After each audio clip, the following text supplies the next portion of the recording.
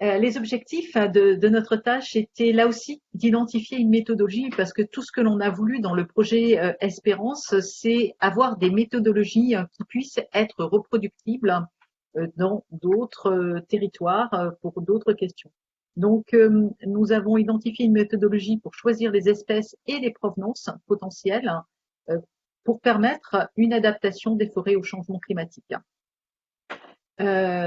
Deuxième objectif de cette tâche était de proposer des espèces et des provenances pour le présent et le futur climatique, afin de se projeter dans ce futur pour une zone à enjeu, et de vérifier les compatibilités climatiques de ces espèces pour guider les expérimentateurs et les gestionnaires.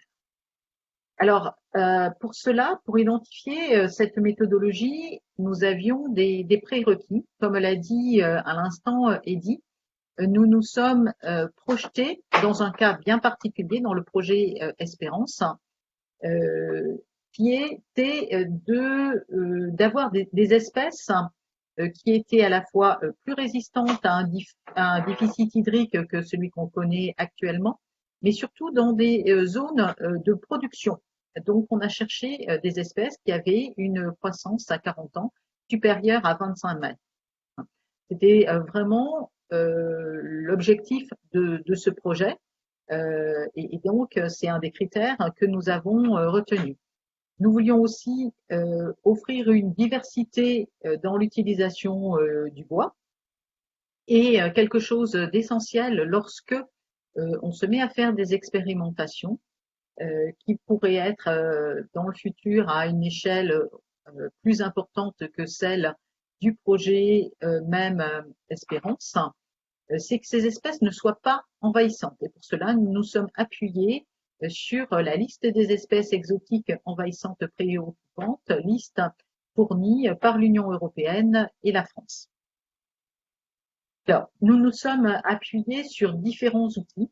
Tout d'abord, les dispositifs expérimentaux que nous possédions. Donc, ces dispositifs expérimentaux, nous en avons de très anciens. Et là, ici, dans cette diapositive, vous voyez les résultats d'arboretums méditerranéens qui ont plus de 40 ans, avec ici, j'espère que vous voyez bien ma souris, avec l'indice, un indice de hauteur et un taux de survie sur des mesures qui ont été faites en 2012 de cet arboretum. Et donc, en termes de survie, nous avons un groupe qui se détache bien dans ces arboretums méditerranéens avec des conditions relativement drastiques en termes de déficit hydrique. C'est celui des Cupressus. Et en termes de croissance, nous avons un autre groupe qui se distingue relativement bien, c'est celui des eucalyptus. Mais ceci est le résultat de dispositifs anciens qui sont contraints par les espèces qui avaient été introduites à l'époque. Par contre, on a une très grande richesse en espèces et chaque espèce est représentée par 30 individus à la plantation. Donc, ces éléments-là nous ont fourni des éléments de réflexion. Et nous avons revisité tous nos anciens dispositifs.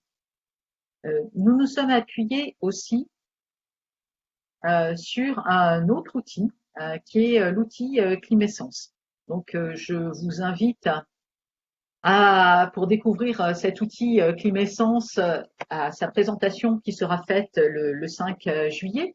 Mais dans cet outil, nous sommes intéressés en particulier à un élément qui sont les essences qui sont représentées à la fois par des fiches, mais aussi des bases de données qui nous permettent de trier selon un certain nombre de critères, dont les critères que j'ai présentés en introduction, qui nous permettent d'avoir une cartographie de la représentation de l'espèce sur le territoire en termes d'expérimentation, mais aussi de voir sa compatibilité climatique sur le territoire et dans le futur, quelle pourrait être sa représentation.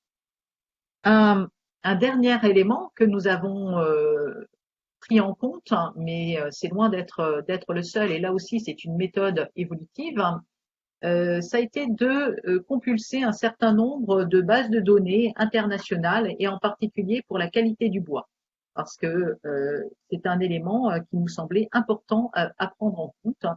Et cette étude qui a été faite par Salomé Fournier au Pôle RDI de Dole montre que on peut regrouper un certain nombre d'espèces entre elles et pour les espèces que l'on ne connaît pas, pouvoir s'appuyer sur un certain nombre de représentants, de ressemblances. Par exemple, ici, les sapins méditerranéens sont relativement proches entre eux et de notre sapin pectiné.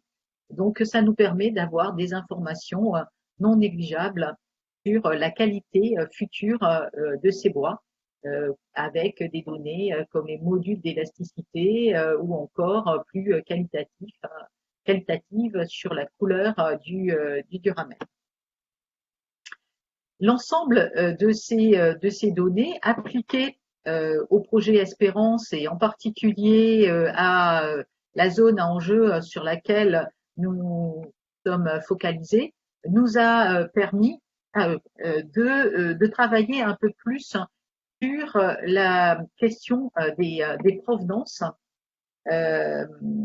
parce que nous savons que la plupart des espèces que nous avons sur nos territoires ont des aires de répartition qui sont relativement vastes et qui sont dans des conditions pédoclimatiques relativement différentes. Et toujours à l'aide de modèles, nous avons pu identifier des peuplements classés, ici chez le chêne Cécile, avec des niveaux de déficit hydrique plus ou moins importants. Donc sur cette carte, les peuplements classés de chêne Cécile, et plus ces peuplements ici, ces petits ronds sont en rouge, plus le déficit hydrique est marqué. Et cela nous permet de cibler sur ces provenances aussi pour introduire de la variabilité et de la résistance à ce critère-là. Méthode ici appliquée sur le chêne Cécile, mais qui peut être appliquée sur différentes espèces, dont les espèces que nous avons retenues pour l'enjeu chêne dans le cadre d'Espérance. Un dernier élément que nous avons regardé aussi, c'est pour indiquer aux expérimentateurs le niveau de prise de risque selon le matériel forestier utilisé.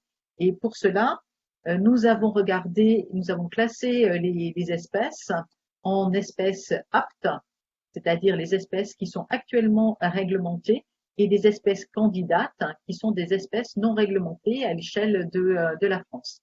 Chacune de ces catégories a été divisée en 3 niveaux, selon le nombre de plants vendus pour les espèces aptes, qui nous permettent d'avoir une bonne idée de leur capacité à résister à tel et tel aléa climatique et les conditions pédoclimatiques dans lesquelles on peut les trouver.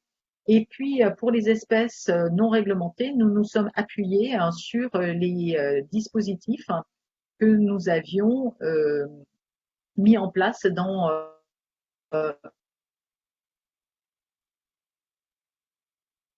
les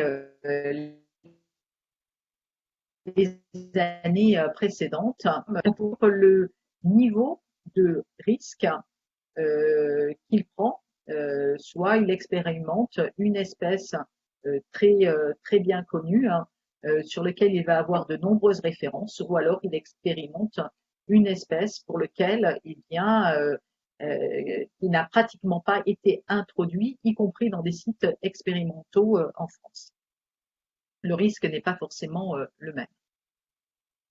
Donc voici le résultat du travail que nous avons fourni à partir de tous ces éléments-là pour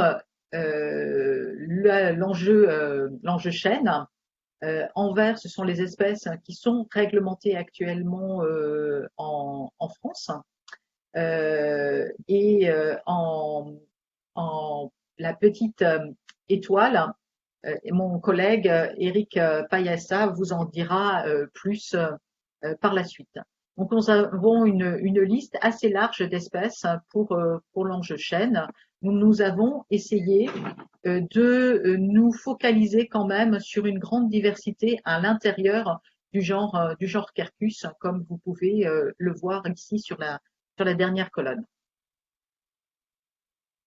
Le dernier élément que nous avons pris en compte, et c'est loin d'être le moindre, c'est de vérifier la compatibilité climatique des espèces pour guider les expérimentateurs et les gestionnaires.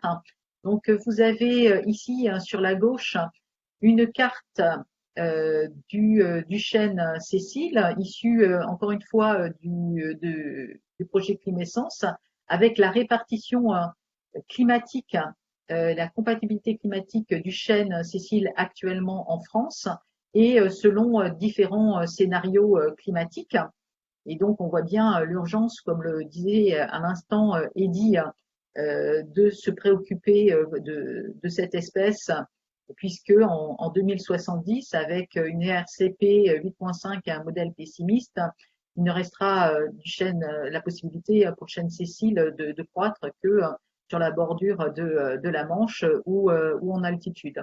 Par contre, pour le chêne chevelu, ce que l'on peut noter, c'est que actuellement, il peut être introduit et que son aire d'introduction dans les scénarios les plus pessimistes, à la fois en termes de modèles et d'émissions de CO2, sa présence pourra toujours être favorable en France.